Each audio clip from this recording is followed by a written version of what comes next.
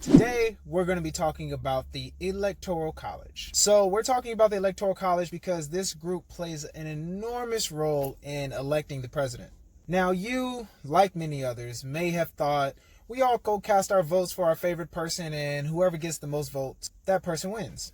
Unfortunately, it's not that simple. Now, you may have also heard your vote doesn't really matter because the Electoral College chooses the president anyways. That's not all the way true either. At least the part about your vote not mattering. While it may be true that the popular vote elects members of Congress, mayors, governors, state legislatures, it does not determine who becomes the president. So it is true that the Electoral College, not the popular vote, determines who wins the presidency. But there's a little more to it. But let me start at the beginning.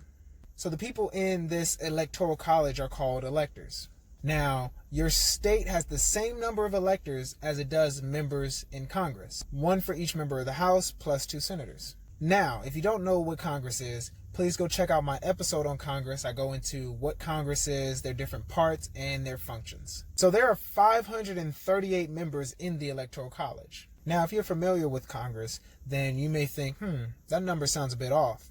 There's only 100 senators and 435 representatives. That can't possibly equal 538. This person's tripping. But per the 23rd Amendment of the Constitution, DC is given 3 electors and treated like a state solely for the purpose of the Electoral College. So that'd be your extra 3 members in the Electoral College. Now, electors are chosen state by state as determined by the laws of each state.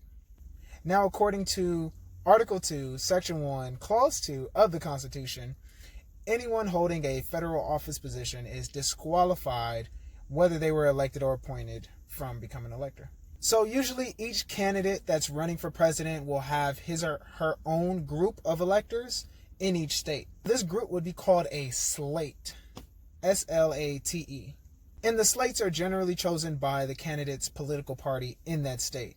But state laws vary on how the electors are selected and what their responsibilities are. So though we may not vote for the president directly, when you go vote for a presidential candidate, you are sort of voting for the candidate's preferred electors, their slate.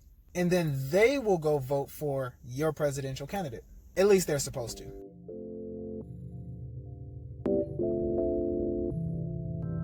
I feel